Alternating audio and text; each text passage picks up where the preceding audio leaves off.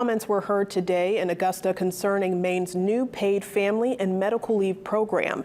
In May, the Maine Department of Labor published proposed rules for the program. Last July, Governor Mills signed a budget including the creation of the program.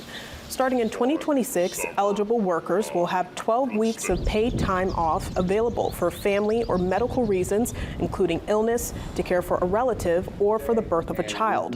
Payroll contributions will begin on January 1st of next year. This morning, people were in Augusta at a public hearing to have their voices heard. The Maine State Chamber of Commerce says they have significant concerns with the proposed rules.